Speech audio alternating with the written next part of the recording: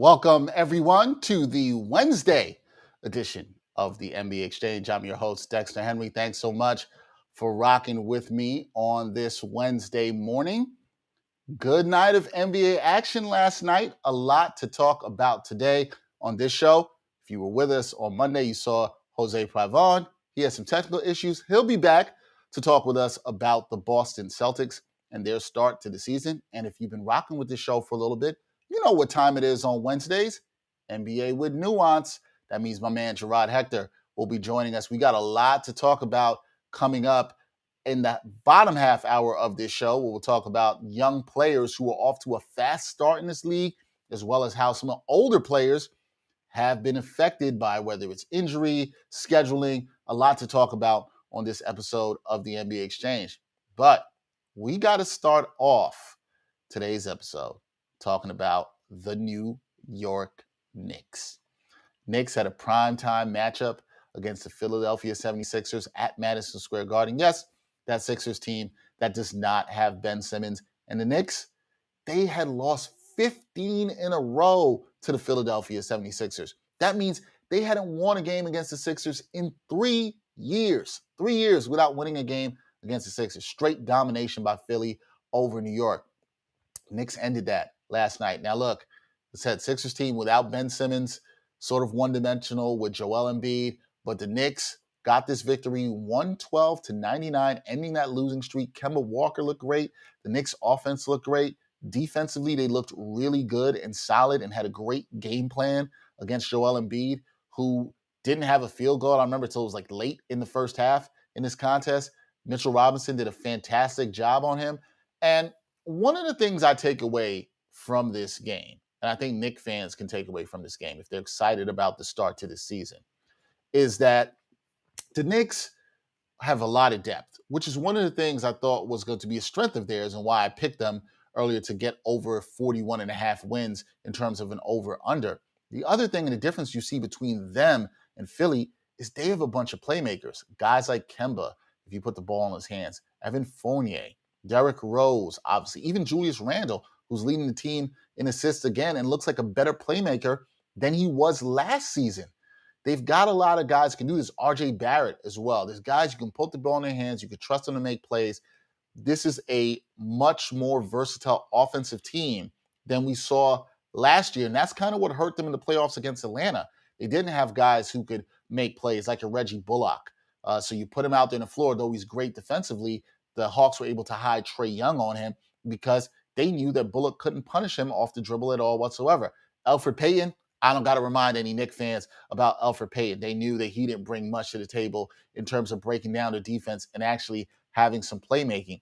I didn't even mention Alec Burks on this team, who's a solid playmaker. They've got guys who can make plays, and when they're committed defensively, they can be really dangerous because of their depth. The Knicks fans, they're riding high. You know, they were riding high last week when they won their opening night game over Boston. We saw those Knicks fans in the streets, some of them going crazy, doing a bit too much.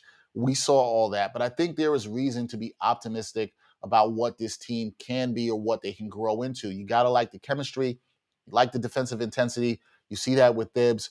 We'll see how that continues.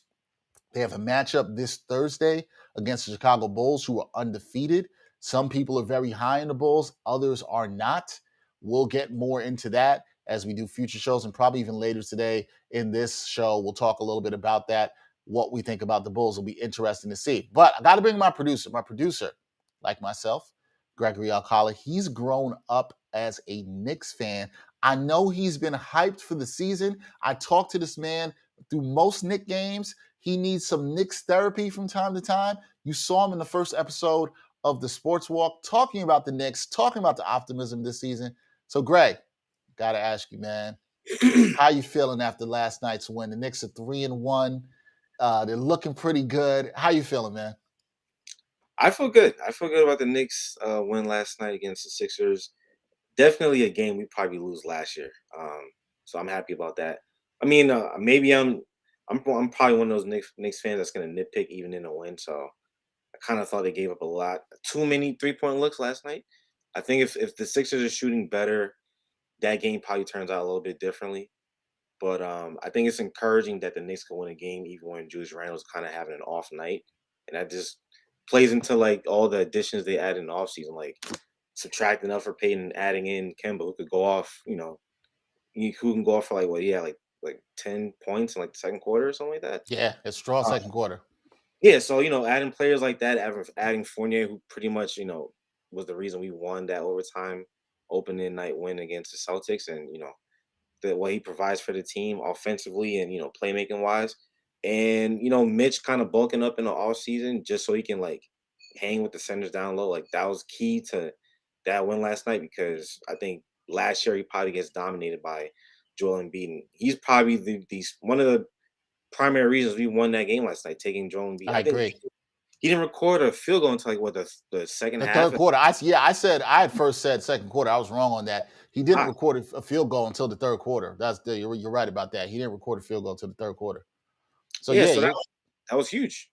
yeah, That it was was huge. huge. Out of the game was huge. I mean, Philly still has pieces that you have to worry about when it comes to Tobias Harris. Seth Curry could get hot. I mean, not having Ben Simmons there obviously is a huge relief for the Knicks that something they didn't have to deal with because I don't know who would have been guarding Ben Simmons last night. To be honest with you, like that would have been interesting. But yeah, it's a good win. Even with some of the my nitpicks, it's still early. Like the team is still trying to gel. There's a lot of new pieces there, so yeah, it's a good win. It's a playoff team. Like I said, told you before the show, I would take our 3-1 start over the Bulls 4-0 start. We see them on Thursday. So I like that take because I think what you're saying there, Greg, is you saw the Knicks have beat two teams that were in the playoffs last season. The Bulls have not beaten any playoff teams, although they have a stretch coming up of 12 games, starting with the Knicks of playoff teams. So we'll see how they do. You feeling confident heading into Thursday night, Knicks Bulls?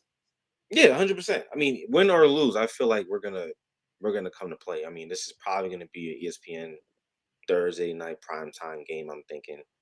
Um, they hear the talk. They know that the Bulls are 4-0. So I know they're thinking about that. They're thinking about all the additions that they added to the squad.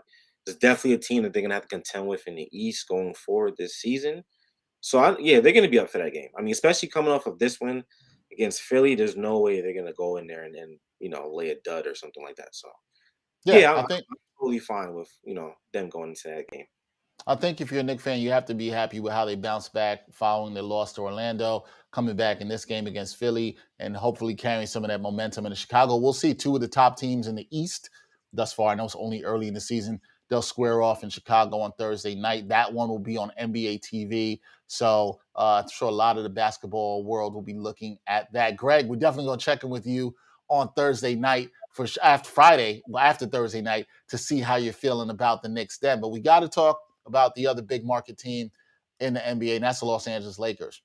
LA Lakers played last night's game against San Antonio Spurs without LeBron James, who was out resting with an injury. And this was clearly, guys, Russell Westbrook's best game of the season. And he looked really good late in this game.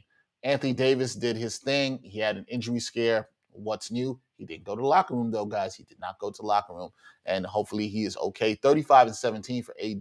But Westbrook talked about 33 points, 10 boards. He had 15 in the fourth quarter and overtime.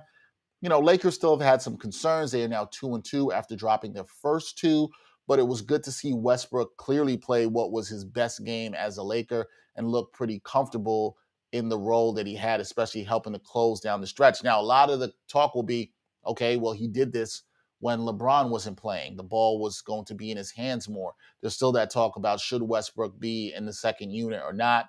The Lakers still have a lot of work to do from what I see watching thus far. Through watching some of their games, what I have noticed is they're not that good defensively. And that's not really shocking because of the amount of new guys that are on this team, 13 new players on this team.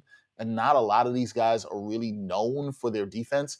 So I think if you're a Laker fan, you got to be at least a little bit concerned about that. I think the offensive stuff will come to form and round itself into shape, but you got to be a little bit concerned about the defensive effort and also maybe some of the spacing on the offensive end. Kudos to the Spurs in this one. They played really well. They hung really tough with the Lakers. There were times where it looked like they could have won the game. The Lakers could have put them away. Neither team was able to. until the Lakers took control in overtime. But if you're a Laker fan, after the 0-2 start, you got to be happy with these wins back-to-back over Memphis and San Antonio. And we'll see what they'll do. We'll talk more about the Lakers with Jarod later, because it's going to be really interesting as an older team full of older players. And we're going to talk a lot about age and the schedule of the NBA over the last couple of years. How does this all affect a team like the Lakers? That's going to be really, really interesting to see. Now, on the injury front, there was some news that came down just before we went live with the show. And this actually involves the Bulls, who we talked about. This involves the Bulls star guard Zach LaVine. Zach LaVine has a small ligament tear. This is according to Shams Charania of The Athletic and Stadium. Small ligament tear in the thumb of his non-shooting hand. But he intends to play through the injury, sources tell The Athletic and Stadium. Basically, it's been said, this by Shams Charania, it's a matter of pain tolerance, and LaVine wants to play as Chicago starts the season 4-0. Obviously, this is the best start LaVine has ever seen playing for any team. Also should be noted, Bulls 4-0 start is the first time in Zach LaVine's professional career that any of his teams has won 4 games in a row. So you know he badly wants to be a part of this. It's something to keep an eye on. I think if you're a Bulls fan, you should be thankful it wasn't his shooting hand, but this is his non-shooting hand. You're still dribbling with that offhand at times, and sometimes you're still going to finish in terms of layups with that hand as well too. So it's going to be interesting to monitor how he can deal with the pain, and obviously it's not something you want to get worse. And there's no real way to deal with ligament tears like that in any part of your body other than getting rest. But as we all know, we use our hands a lot. I use my hands a lot in this show. It's hard to not use your hands, especially when you're playing basketball and you have to dribble the ball or shoot the ball. So even on the non-shooting hand, this is something to keep an eye on for the Bulls. They're going to be monitoring that. Hopefully it's not worse for them. And hopefully there's some time where LaVine can rest it, the hand, but they're still want to be as healthy as possible. This is a team in the Bulls that are clearly have their eyes on the playoffs. That seems to be the mandate set by Billy Donovan and that organization. They have their eye towards that. They absolutely would like to be in the playoffs this season, especially with this 4-0 start. There's going to be all these expectations on them for that. I'm still not fully sold, as I said on Monday's episode, about this team and what they can do. I still have a lot of questions about them defensively, and I think some of those will be answered over this 12-game stretch. But you never want to see anybody hurt. You would like to see the Bulls attack this 12-game stretch with their team fully healthy. So hopefully Zach LaVine is able to play at the high level he has been playing at for well over the past season and continue that here for the Bulls. So we'll see. We are going to take a break on the NBA Exchange. When we come back, Celtics writer Josue Pavón will be joining me to talk about the Celtics start to the season. Like the Lakers, they had started 0-2. They are now 2-2. Things are looking up in Beantown. We'll talk about that with Josue Pavón when we return on the NBA Exchange. Some are always looking for more sports content, and among the glut of sports media, some are looking for sports content that dives a bit deeper and doesn't just stick to sports. So check out Backpack Broadcasting's original long-form sports journalism series, Sideline Stories. The award-winning original series takes viewers directly into underrepresented communities within the world of sports. It's a series that goes beyond traditional sports reporting, like box scores and statistics, presenting exclusive stories that you won't find anywhere else. With a diverse group of correspondents, the series provides interviews and interesting stories around the world of sports, because there is so much beyond the game, and so much that occurs off the field or court that impacts each of us and the world we live in. Giving a voice to athletes, coaches, fans, and everyone involved in athletics, Sideline Stories looks to push sports storytelling further than ever before. It's a winner of the 2020 Independent Shorts Awards, and all episodes of Sideline Stories are available for viewing today on Backpack Broadcasting's YouTube channel and Facebook page.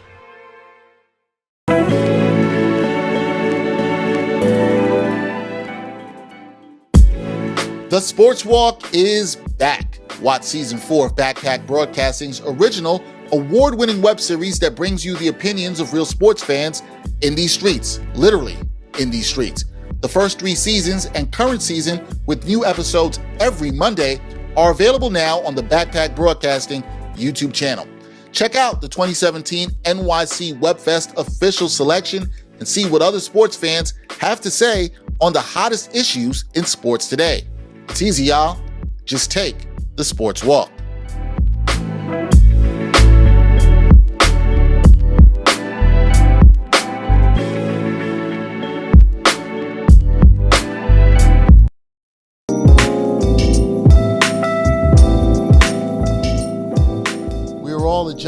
this new climate together. We're doing things a little bit differently because the world is different since the last time we did a podcast. And we are still bringing you the podcast you love while living that quarantine life. You use deodorant every day or no? Yes. During the quarantine? Hell yeah. Still discussions of sports, music, and pop culture in a pod where it ain't hard to tell who keeps it real. Don't say that you don't see race. Whenever you say you don't see race, it just shows me how privileged you are in a situation that you don't ever have to think about race. No, look at the words I'm using. Perhaps, possibly, maybe. Is it the smartest thing? Probably not. Is it too soon? I would say so. I went through so many things being short, and just people would always underestimate me and always tell me, like, you're not going to make it, you're not good enough. I know. But I told you, Dex, come on, son. We just talked about this. Whether you listen or watch, stay home, be safe, and subscribe to the Ain't Hard to Tell podcast on YouTube or your favorite audio streaming platforms today.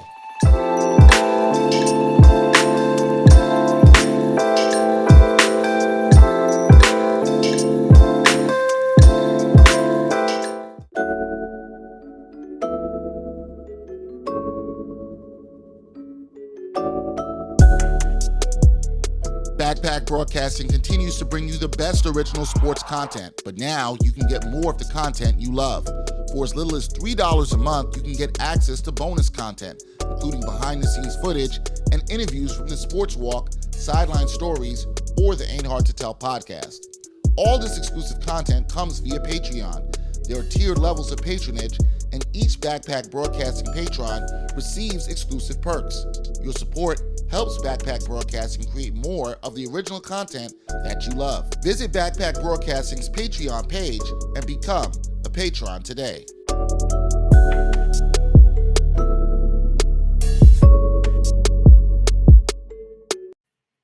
All right, welcome back to the NBA Exchange. Thank you for rocking with us on this Wednesday morning. Told you we're going to talk a little Celtics basketball, and joining me is my man, Josue Pavón. He's a Celtics writer. See him doing his thing for CLNS Media. Josue, good to see you. Last time we saw you, the connection was a little bit shaky. Oh, we crisp today. Crisp now. I told you we're not going to do any internet shaming, connection shaming here. We're crisp. No Wi-Fi shaming. In 2021, it's unacceptable. I don't want to hear it. Yeah, unacceptable at all, man. Thing. But it's all good. You came back, and I'm glad you were able to join us here on this Wednesday. So I got to ask you, Josue, the Celtics, they start this season 0-2. They've now bounced back and won 2 in a row. What have you made about this uneven start to the Celtics season? You know, to me, it's about making adjustments. You know, I think these guys are getting into the new system. Ime Udoka implementing this new system where, of course, defense means everything. Everyone holds each other accountable. You know, and accountability was a somewhat of a question mark last season, right? I mean, the 500 finish, you had injuries, you had COVID protocol, you know, guys missing a whole lot of games, but the chemistry overall, it just seemed like you didn't know which Celtics team was going to show up on any given basis, right? And a lot of those games that they did lose, it happened in situations where it was guys like Tatum and Brown that were, you know, putting the teams on their back, but not getting the absolute best out of everybody else. So I think going into this season, Ime has made it, has set a precedent and not only to have that effort done on the defensive end, but to also swing that ball around. And I think going into those bad habits was what happened with those 2 losses, and particularly the one, and specifically I should say, the one against the Toronto Raptors at home, the home opener where they mopped the floor with the Celtics. I mean, against the Knicks, they did go back, they did revert to those bad habits in spurts, but the second half of that loss against the Toronto Raptors, it was, man, deja vu. It was all over again where guys weren't sharing the ball. So we're starting to see them go back to what we saw during the preseason, where it's somewhat easier when, you know, games don't count, you know, you're trying to impress your new coach, you know, but when the game's on the line, to revert to those bad habits, it's going to be interesting to see how long it takes Ime to carve that completely out of the Celtics' you know, habits moving forward. So I think, you know, to answer your question, you know, in a long form, that was it. You know what I mean? Like that, just going back to those bad habits and doing their best to not go back to those bad habits is what resulted in those 2 wins. And we saw that, especially in that comeback win at Charlotte, huge in overtime. That was a huge win for the team right there, too. Now, we've seen some good games from Tatum, We've seen Jaylen Brown look tremendous against the Knicks in the opener, but there's always this question: whose team is it? Is it Tatum's? Is it Brown? Who's the Jordan? Who's the Pippen? We should say in this. Whose team is it, Josue, as we move forward with the Celtics team? Is it Tatum or is it Brown? Moving forward, it's going to be interesting because they're saying that there can be two alphas, and we've yet to see that. Because in my opinion, right now, as things stand, this is Jason Tatum's team, and what I mean by that is if the game is on the line and this team needs buckets in a hurry, it's going to be Jason Tatum. And I think the best example of that is what we saw in the season opener against the Knicks, the classic, the double overtime classic, where Jaylen Brown had a career high, 46 points, and Jason Tatum, his all-star counterpart, was ice cold, couldn't buy a basket. 1 for 9 from behind the arc, was forcing the issue, kind of going back to those bad habits that I talked about earlier. But the point I'm trying to make is, when it came down to it, though, Tatum still got the ball in his hands. When the game's tied and had the last shot, Tatum was still, taking control of the offense when he felt like he needed to.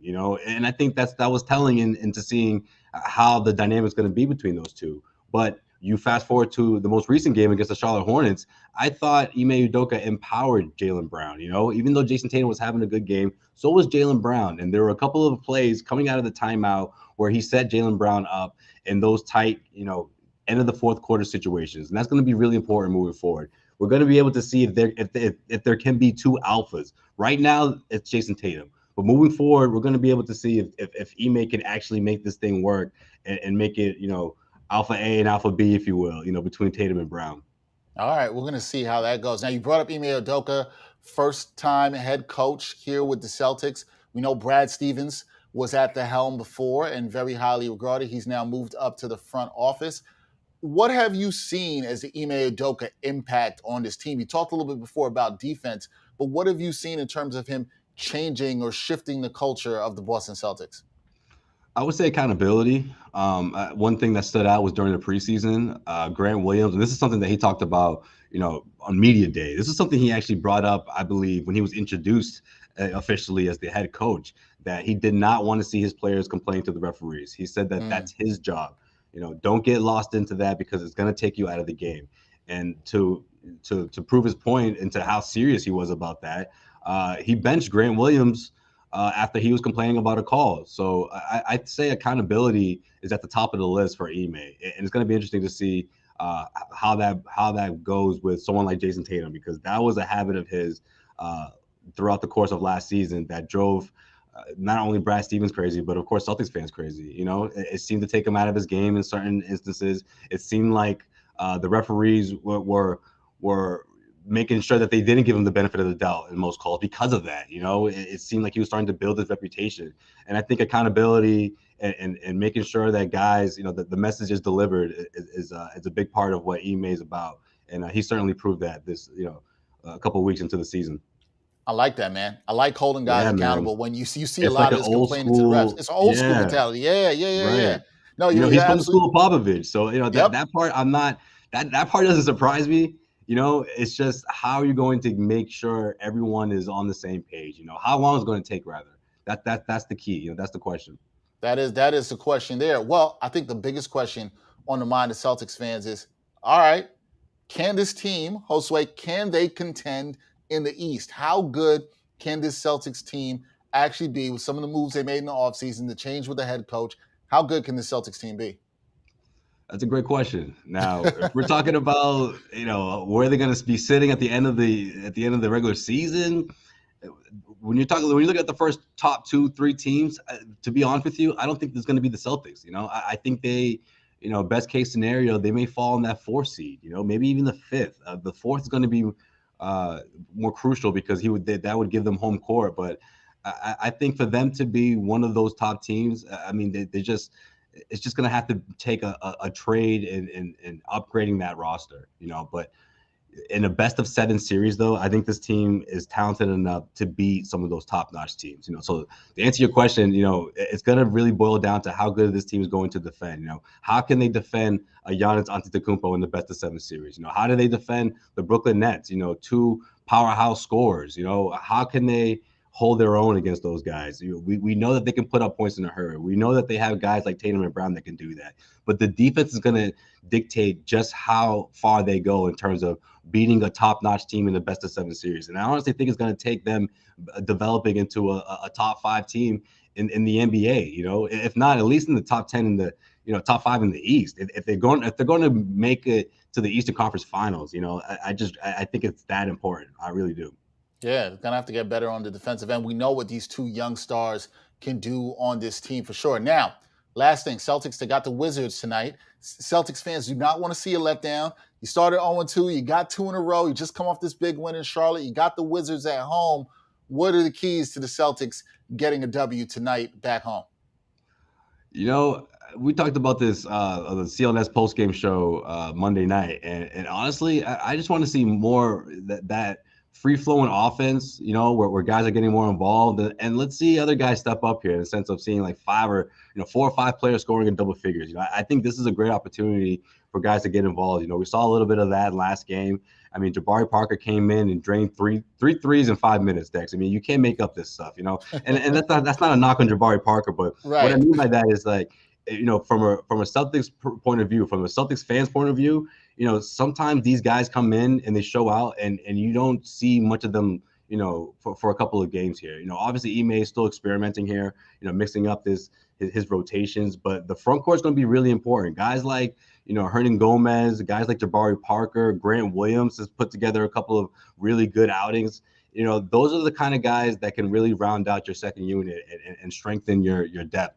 So I want to see more of that. I want to see guys stepping up offensively and showing a bit of that depth that we're still yet to see. If it's going to be for the long run. Can those guys be consistent? One of those guys or a couple of those guys in the front court will certainly go a long way for this team in the long run.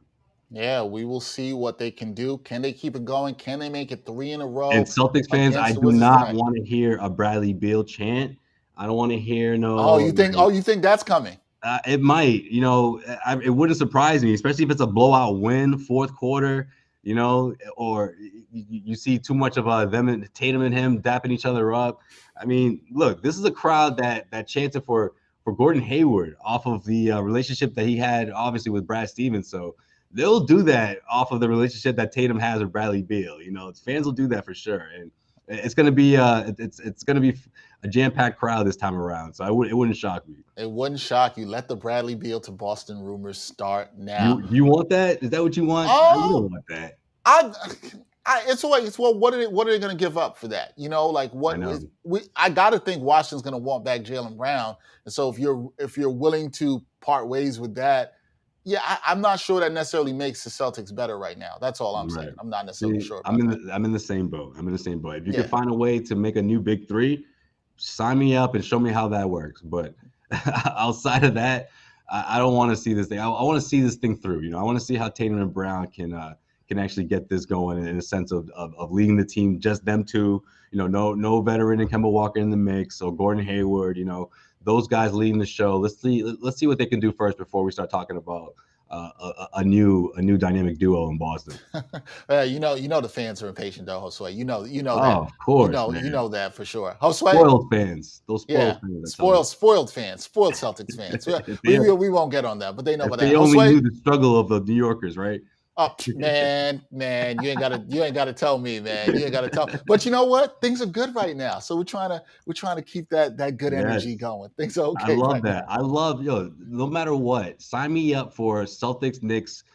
Going at it every single time. Hopefully that's what we get this season. I would love it. I hope so. Well, if that happens, that means you're going to be back on here with me a lot more to talk some Knicks and Celtics for sure. Josue, thank you, man. Thank you for joining us. And see, look. The internet connection was really good today. It was really good. So thank you, brother. I appreciate you so much. Yeah, man. We'll have you back on soon. That's Josue Pavón, Celtics writer, and you can catch all his work with CLNS Media. So definitely check him out. When we come back, it's going to be NBA with Nuance Wednesday. That means no hot takes. That means my boy Jarod Hector is going to be up in here telling y'all the truth. We'll have that when we come back on the NBA Exchange. Try to just go over how do you feel about John Gruden? He sucks. He unsurprisingly really sucks. people need to be asking that kind of thing. How common is John Gruden? And the answer is very common, but we need to find out exactly how common. What has come of this sort of social awakening, with maybe perhaps the biggest air quotes ever in sports? But I really believe that they want to see a different and better world for themselves, for their families, for the communities, and I applaud that. However, my caution is with the degree with which these athletes partner with the institutions that employ them to activate that change. I think that is where the danger is, because these dudes, I think they see racism as a liability, not as a cause.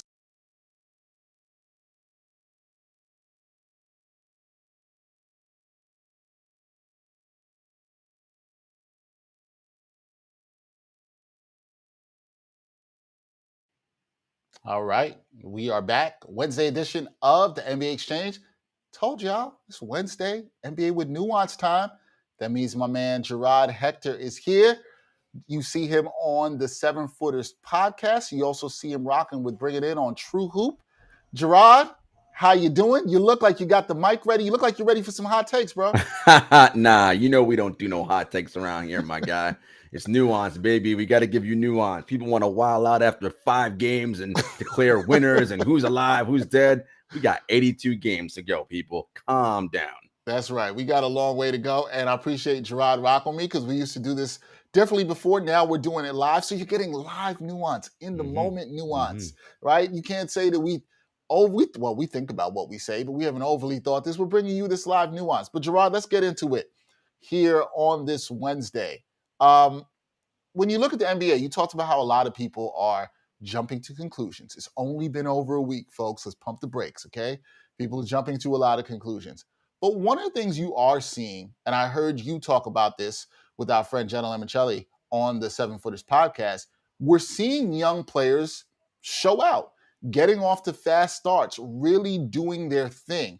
I know you've seen that. Why has that been so impressive to you thus far? And why does that matter in the grand scheme of looking at this NBA season as it just started? Well, one of the things that happens, Dexter, is that times change and things evolve, right? Just because someone was always the best person or the best player in the league doesn't mean that always continues, right? Like, things happen, things change. We talk about, a lot of basketball being played over the last calendar year. Young guys are really stepping up because fresh legs tend to recover better, right? So we're seeing a lot of young kids show out. I think you're also seeing a situation where, this is a hyper-competitive alpha male environment, right? And I believe that there are players who are like, look, man, like, there's a chance. I see that I can go ahead and snatch that top spot, right? I can go out and make a name for myself. And we saw Trae Young do it in the playoffs last season, taking the Hawks all over the conference finals. We're seeing a lot of younger players really step out. I mean, Anthony Edwards having a great start to the season, had a great rookie year. John Morant, of course, leading the Grizzlies. We are seeing fantastic ball by these young guys, and I think that'll continue. Yeah, I think that will continue. You mentioned John Morant. Woo! He's been killing it, and he looks really confident. It's like he looks like his game has gone from here to here. He's really made that jump, and so that's going to be interesting to see how these young guys keeping him up. But then the league is not just full of young guys, Jarod. We got some older players, some old heads up in here. What have you been seeing from the old heads? Is there anything that is concerning with some of the play we've seen from older players, particularly on the other side of 30? Well, it's like I said before, right? So we're talking in the last 12 years, when the last calendar month, Dexter, we have played parts of 3 NBA seasons. 3 in a 12-month span. That is insanity. And again, the older you are, the more miles you have on that body, it's harder to recover, right? I mean, we don't have to look further than LeBron James, right? Since he's gotten to the Lakers, and this is year 4, I believe, he has been injured every season. I mean, when he was at Cleveland and Miami, the dude was an Iron Man. Well, 36, 30, this is what happens now, right? Like, and we know the biggest predictor of future injury is previous injury. That's just how bodies work. And yes, I know he spends $1 million on his body, all that, yada, yada, yada. The one thing that money cannot do is stop time. You can slow it, sure, but stop it, no. And that's just where we're at. So we've seen a lot of older players struggling. Well, we've seen that, and you know what's going to come with LeBron. Some people are going to see this, and they're going to say, "Oh, Jarod is calling him the Wash King." See? And and I never, well, I didn't use the word. Well, all of a sudden, right? The propaganda's going to start. Yeah. Beside LeBron, have you seen? Because one of the things I think when you look at LeBron, and I don't want to get this statistic wrong, Jarod, but one of the things you're seeing, other than injury, is he's not having the same blow by rate past defenders that he used to have, right? And then for guys, we talk about injury. I think another guy, and you spoke about this on your podcast, and I thought it was a great point. James Harden's another guy who's coming off the hamstring injury that hampered him and held him out of much of the playoffs last year. He also is not having that same explosiveness that we have seen in the past before. And I would think you would say for a guy like him, he's also played a lot of games in the last 3 to 4 years. Do you think with a guy around his age, he's not as old as LeBron, do you think he can get it right as the Nets try to work their way through this season, especially without Kyrie Irving? Yeah, I think that's an interesting point, Dex. Yes, James Harden said after the Nets home opener against the Hornets on Sunday, he said, I got to get my confidence back. When was the last time you heard James Harden talk about a lack of confidence? Never, right? But here is the thing. The hamstring was the first major injury he's had in his career. So, yeah, you're going to feel that. And we know, and this is not a secret, I'm not speaking out of turn, James Harden is not exactly what we would call an off-season workout warrior, right? No. Like, that ain't really what he does. He's not in the gym, staying in peak physical shape. He likes to enjoy life and enjoy being James Harden, as well he should. But we all know this, Dex. When we were in our 20s, there were things that we could do physically. You go out, you drink 2-3 nights in a row, you're all good. You do that now into your late 30s, early 40s, nah, body don't react the same way. As the kids say, it hit different. Yeah. Oh, yeah. I felt the effects of that a few weeks ago. I got reminded real quick, like you could not do what you used to do. But Jarod, I also want to bring this up because you brought up the scheduling, right? How there's been parts of 3 seasons played within the last calendar year. Undoubtedly, we've seen that. But then I think when you think about that and we take it to the first thing we talked about, which were younger players getting off to these good start, those young legs, teams that might be a little fresher, air quotes, shall I say, does this benefit teams like that? And do you see a team that sort of is primed to make a good run up the standings, look really strong because they haven't played that many games in that way in the last calendar year? I love that you brought that up. I mean, look no further than the Golden State Warriors, right? So they went to the finals in 2018, lost to the Toronto Raptors, right? Yep. Okay, that's the Kevin Durant Achilles injury, Clay gets hurt, etc. What happens the next season? Steph breaks his wrist, right? Yep. You don't essentially play the whole season. We have the COVID break. They don't go to the bubble. They had a long break, right? Next season, they didn't make the playoffs, right? Another lengthy off season, right? This is a team that went to 5 straight finals and then essentially had 2 seasons off, right? I mean, 2 off seasons off. Notice who's playing well as an older guy? Steph Curry. Why? Man, he had a nice time to relax and rest and recover and get strong, right? I mean, you look at him now, he is looking his best physically. Super strong, quick, fast, and again, had he played deep into the playoffs all of those 7 straight seasons, no way he's looking like that right now.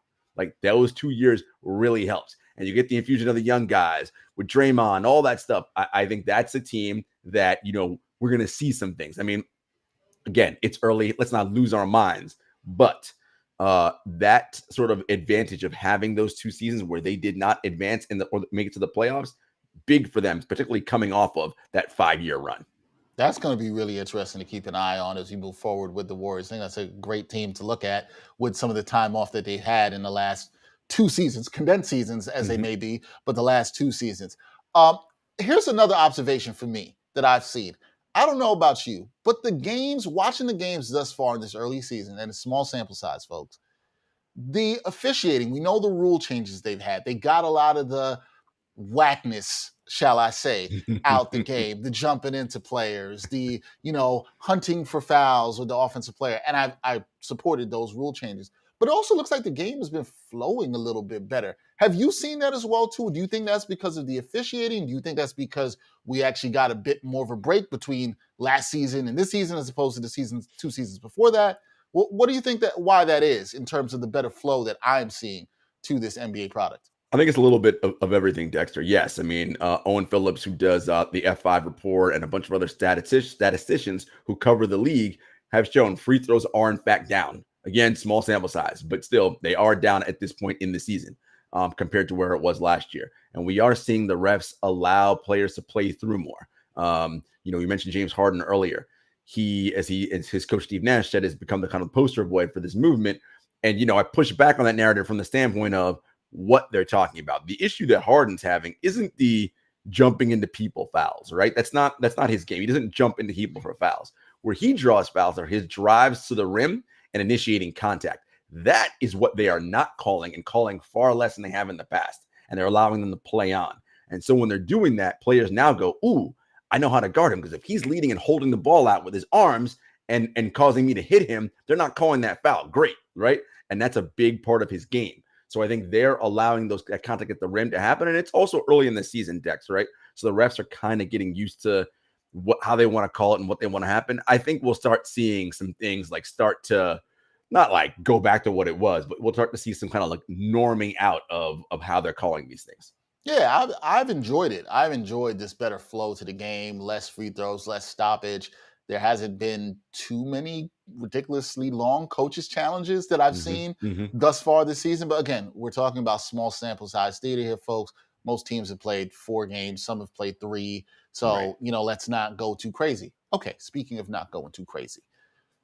People look at the league. People have been making all kinds of stuff. This team looks great. This team concerns me. And it's fine. I'm not shaming anybody. You should have some concerns. You might have your eyes open to some things. Jarod said he's got his eyes open on some young players. That's fine. Let's start with the concerns. Are there any teams you're looking at through the first 3 or 4 games where you're like, I don't know about this. This doesn't really look too good. This might be problematic. Who are those teams for you, Jarod? I mean, look, the Lakers are at the top of the list mainly because they're old, right? Like this is what I talked about. The games that matter for the Lakers start in April, but in order to get to April, those guys have got to be healthy. Well, Talon Horton-Tucker's already got ligament issues in his thumbs, right? Like Anthony Davis got hurt last game, I believe. I mean, he played, but led the league in trips to the locker room, as we always say about AD. So they concern me. Their wins, right? That win against Memphis, I mean, that came down to the wire. I mean, we talked about Memphis, and Memphis is an excellent team, right? We saw the Warriors beat them. Yeah, they won last night in San Antonio. AD came up huge, but San Antonio's kind of a middling team, right? And they played well. The Spurs did against the Lakers. Russ had a good game last night. Not starting up the season great. He always says I start slow, but yeah, dude. But it's one thing if you're 25 and you start slow. You're in your 30s and starting slow, right? Like, I think that's the reality of this stuff with everybody. I'm not saying anybody's washed. It's just a matter of, look, man, what you used to be able to do when you're like, I got time, I can figure it out. Maybe, but maybe your mind wants to do something, but your body's not physically able of doing it. So they're a team that I'm watching that's somewhat concerning. I'm not as concerned about Brooklyn only because they look like a team who they're still in preseason mode. Durant's the only player that looks like he's ready to play regular season. Everybody else is kind of like, oh, season start yet? Right. So I think they'll be fine. Denver, they had the Nikola Jokic injury yesterday's game. I don't know how severe that is yet. I haven't checked in with anybody or looked into that yet. Michael Porter Jr. off to a bit of a slow start, so that's somewhat concerning because, with no Jamal Murray, he's their number 2 scoring option. So that's something I'm watching. Portland, I mean, look, Dame did his whole thing about, no, I'm staying, I'm giving Chauncey a chance, and that's cool. I'm not knocking Dame for that. The reality of it is that Dame realized he didn't want to be a bad guy in the way that James Harden was last year and Ben Simmons is currently now. How is that roster any better than the roster that lost last year? I don't see it. And he's not shooting well himself from 3. So that's an issue. So there's some teams that I'm just kind of like, all right, keeping my eyes open. Yep. I'm with you on the Trailblazers. We'll get to that a little bit later. I will talk about them for some of the concerns and reasons you had. Okay. Those are the worrisome teams, the teams you're concerned about. Are there any teams that you are impressed by, excited by?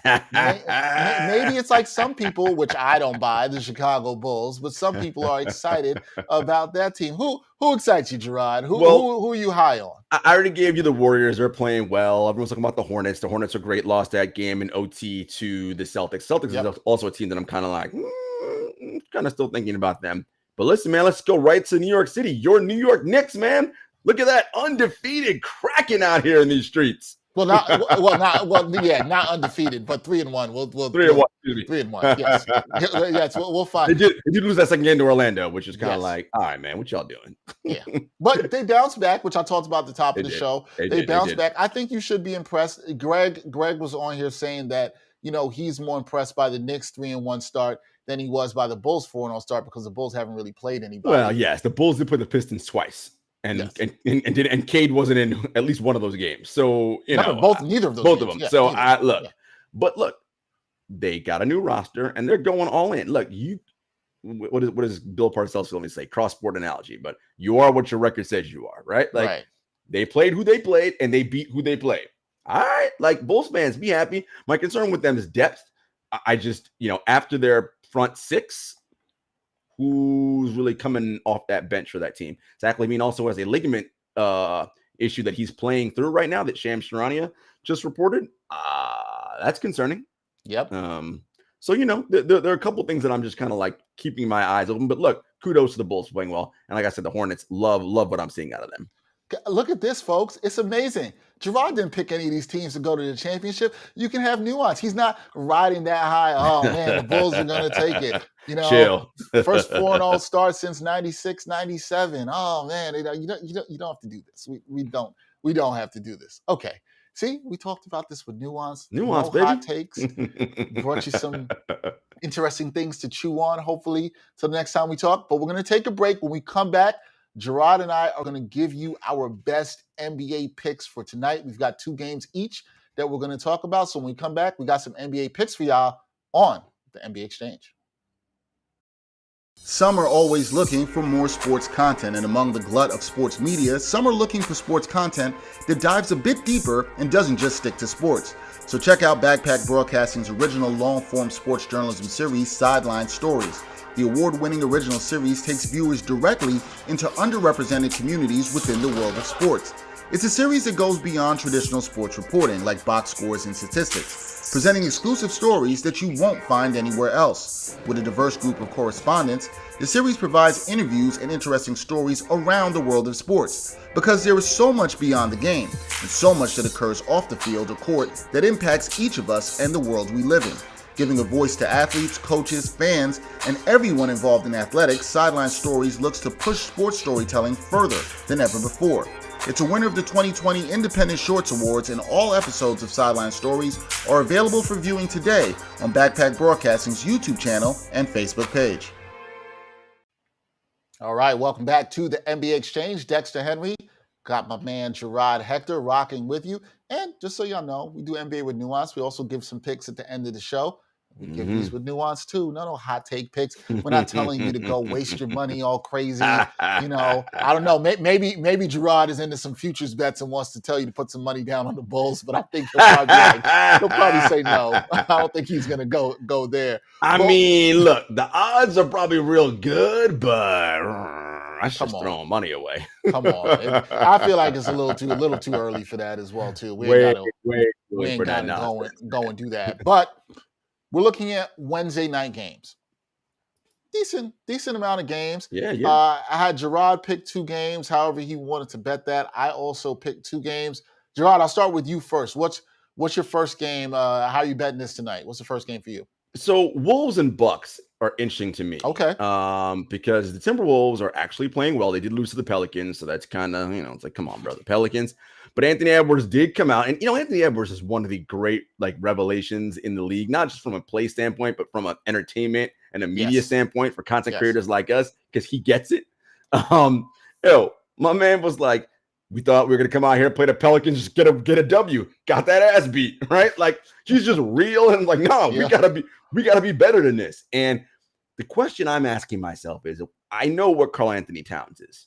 And I think despite the disaster that's been Minnesota, he's a tent pole that you can build a team around, a cornerstone of a franchise. Is Anthony Edwards a number 2 cornerstone you can build a franchise around? It's only year 2. I don't know. But I just like this kid's moxie. I like how he goes at people. They are at Milwaukee tonight. Look, the defending champs do not play with their food. That is not their hustle, how they roll. They come in, they smack teams up they're supposed to and do what they do. I'm not saying they're going to win. They're 6.5-point favorites, but I just have a feeling the Timberwolves will keep this game very close, and it might be a 1-possession game late. So I'm going to lay the points and take the Timberwolves in this one. Keep it close. Okay, laying the points and taking the Timberwolves. All right, that's interesting. That threw me for a loop. I didn't think you were gonna do it. Now I will say this with the Bucks, right? The Bucks, like you said, they don't play with their food. They have played pretty well, despite injuries to Drew Holiday. Brook Lopez sat out their last game. But you think the Wolves are going to bounce back, and I think that's one thing, ways to bet early in the season, right? Like looking at teams where you wonder if they are going to have the ability to bounce back, right? Yes, like that's the thing. And I'm going to tell my producer Greg, because I ended up switching games. I had the wrong game up on here, but Greg, I have the Hornets versus the Magic. I want to talk about that game. So and really quick before you go, the other thing too about Minnesota. Yes. There's no moral victories in sports, but if this is a team that thinks they're going to be around that play-in area, they can't get smacked by the Pels and then go on the road to Milwaukee and get smacked by the defending champs, right? Right. They got to be like, no, we have to respond and come out and just play better. We may not win, but we can't get thumped by 20 out here. No, I think that absolutely matters, right? Like I think it matters what you're doing. And look, you're right. It was disappointing for the Timberwolves to not sweep the home and home series with the Pelicans. Absolutely disappointing. If they're a team that wants to see themselves at least in the play, and those are games you have to win. You can't drop that. But a good showing tonight, a moral victory, like you said, there's no moral victories, but if you want to put it as that against the Bucks, that would be pretty good for them. If that's a sign, right? That's a sign about this team that you're like, okay, maybe they're not as much of a dumpster fire as I thought. Right. It's something that their fans can feel positive about. Now, the first game for me that I want to take was the Hornets, who've been, they're everybody's league pass darling, Jarod. Everybody is excited about the Hornets, how they're going to play. And look, their games have been exciting. It's like they're always in exciting games. They just took a OT loss after being 3-0 to the Celtics the other night. LaMelo Ball's doing LaMelo Ball things. And, our boy Murph is smiling somewhere. He's like, I told y'all so. I told you. He's shooting lights out, man. He's shooting light. That's the thing, right, Jarod? That he's shooting the ball so well, better than I thought he would have coming into this league. We know about the playmaking, the passing. We know about all that stuff. But the way this guy's shooting the ball, he looks good. Now, look, this to me is an easy bet. The Hornets are favored. They're on the road against Orlando. 5.5 is the spread. Orlando stinks, okay? They're playing a lot of forwards out here. The Hornets, they can score. That's why part of why they're so exciting. They can get up and down the court. They can flat out score. They're second in the league in points per game, okay, guys? And that's at 122 per game. And they're first in assists per game. I like that. That's not just putting the ball in the basket. That's moving the ball around, getting a lot of people involved. You know what Orlando can't do, people? Score. They can't do that. Don't trust them to score, right? They struggle. They're 27th in the league right now at 98 points per game. And they're also 28th in field goal percentage. They struggle to put the ball in the basket. The Hornets do not. They want to bounce back. Jarod talked about bouncing back, why he likes the Wolves to keep the game close. I like the Hornets to bounce back and, quite frankly, smack the Magic as they should. Hornets, 5.5-point favorites. Take the Hornets. Just got to do it. This is an easy bet. This is a layup. You got to take this game here. You got to take the Hornets. The Magic, I know they're coming off a win off the Knicks, but I don't see any of this momentum continuing for them. Still mad about that loss for the Knicks. All right, Jarod, what's your second game? Who else do you have? So my next game, and I, pardon incorrect terminology. I took the points with the Wolves, not laid them. Not laid them, right. Just to be correct there. Listen, it's early in the morning. All right, next game. Clippers and Cavaliers. Look, Cavaliers got some nice, fun, young things happening. Evan Mobley looking good. Jarrett Allen doing his thing. We know about our boy Brian loves the sex land backcourt. You know, all that's all well and good.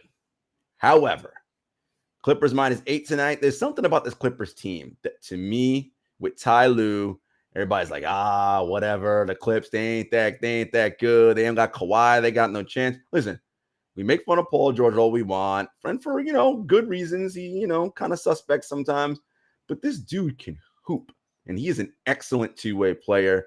I like the Clippers -8 here. I think they'll just win this outright. Should be a double-digit win.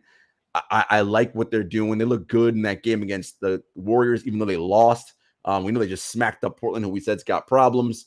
I'm liking the Clippers in this one to win big tonight.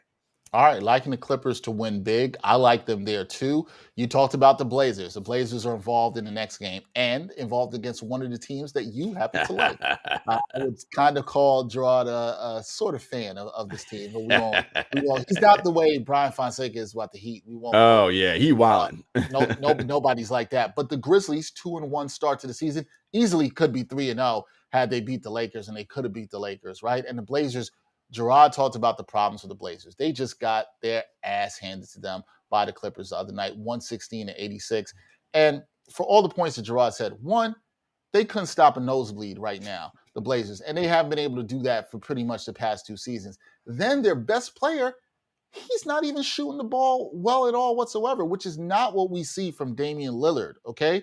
He is 2 of 24 right now from downtown. That's woeful. And he's shooting 36% from the field. This ties in a little bit to something Jarod said at the beginning of our NBA with Nuance segment, right? Things I like to bet on. Young legs, like Jarod said, matters. Absolutely. Also, the hunger of teams matter. I think right now the Grizzly Cubs, as Jarod likes to call them, they're hungry. They're ready. They are trying to make their mark. Ja Morant's definitely trying to make his mark. He's not thrilled about missing that free throw at the end of the Lakers game. He's going to come out hungry. He also is going to want to go at Damian Lillard. And look, the way I've seen the Grizzlies play in small sample size theater, folks, in 3 games, as opposed to the way I've seen Portland play, and I think Portland will turn it around somewhat. I hope, I guess, maybe. I'm not trusting the Blazers right now. The Blazers look terrible. They look bad. There's no reason to trust them. The Grizzlies have been pretty okay in terms of offense. They are actually second in the league in scoring behind the Hornets. So they're putting up a bunch of points per game. Indeed. So you like that they can put this offense. And when you combine their ability to score the ball with Portland's inability to stop teams, I like this. Now, the Blazers at home are favored by 2 points. Nah, man. I ain't with that. I'm not going with this at all. You know what? In fact, I'm so confident. I'm so confident in the Grizzlies. Forget the spread. We're not rocking with the spread at all here. Money line on the Grizz. I like it. Do I like it. Money line on the Grizz. You know, they say put your money where your mouth They is. do. I See? definitely do it. I brought you over to this side. Yes. You're on the Grizzly Cubs. I like it. I'm on it, man. I'm on it because I like what I'm seeing from Ja Morant right now and the leadership I think that he's shown with his team, how Triple J is coming along, and I just don't believe in the Blazers. I like the Grizzlies to get this win on the road. This is the 3rd game of a 4-game road trip. I think they get this done. This is a big game for them. I think they want to come home with a winning record or at least even. And they almost had the LA sweep. They played well in those games. Why do they not go up to the Pacific Northwest and take care of business? Bang it. Plus 110 for the Grizzlies on the money line. Just do it. Throw a couple dollars in the Grizz. I don't think you can go wrong. They want to do more than come away from this road trip 500, right? So they beat the Clippers, lost to the Lakers. They go up to Portland. They beat the Trailblazers. Golden State's next. They want to come out of this road trip 3-1. Okay. That's what they want. I mean, shit, John Moran wants to go 4-0. And you see no fear, no hesitation. This team they're young and they're like, we got next. They're like, nah, we're here. Like, and last year's trip to the playoffs, yes, they lost to the Utah Jazz, but they won that first game, right? Like, listen, they are excitable and they know there's more and we have a bigger ceiling. And Dylan Brooks isn't even playing yet. So right. I'm really liking what this team is doing right now. Yeah, I'm liking it. All right, so there's some pretty good picks. I got the Grizz and the Hornets tonight Jarod, you had why am I forgetting your teams? The Clippers, Clippers and the Wolves. And the Wolves. Yeah, and the Wolves. I really am going to be really intrigued to see that Wolves taking those points. Look, man, again, if they fashion themselves as a play-in team, cannot lose that the second game of that home and home to the Pelicans, and then get thumped by the defending champs. I know they're the defending champs and they're better than you, no doubt. But y'all can't get waxed, because then you know what I'm saying? Same old T-Wolves. Y'all just are who you are. Yep, we will see. Look, by the time we talk next week, there'll be a lot more to look at. We'll have a bigger sample size. We won't have to make all these rash overreactions that you're seeing in certain places, because we don't do hot takes here on a Wednesday. But listen, if y'all want hot takes, you know where to go. Yep. FS. Let me know. I'm calling out shows. Let me not call nobody call out. No names. let me not call out. We don't have to call out no names to send the strays. We don't have to do that at all whatsoever. We don't need to call out the names to send the strays. But you know where you find Jarod. Catch his work with the 7 Footers podcast with our girl Jenna. Always doing a great job. And they're also on True Hoop. Bring it in. They do it Mondays and Fridays live. Y'all should definitely check that out with my man Henry Abbott and Coach Thorpe. They do a fantastic job on there. So Jarod will be back every Wednesday to bring y'all more nuance, which I think some basketball fans, you need that in your life. Listen, man, y'all need that. I know it's games about buckets. I know that. But there's so much more. A little nuance. Now, where you don't get a little nuance with Jarod, and I wasn't going to needle him about this, but I will on the way out, is when you get into Larry Bird versus Kevin Durant. We're on the same side, though, Jarod. We're on the same team, man. We're on the same team. We're on the same team about that, so we don't got to worry about that. That is it for this edition of the NBA Exchange. That is Jarod Hector. I'm Dexter Henry. We will see you Friday at 11 o'clock. Peace, y'all.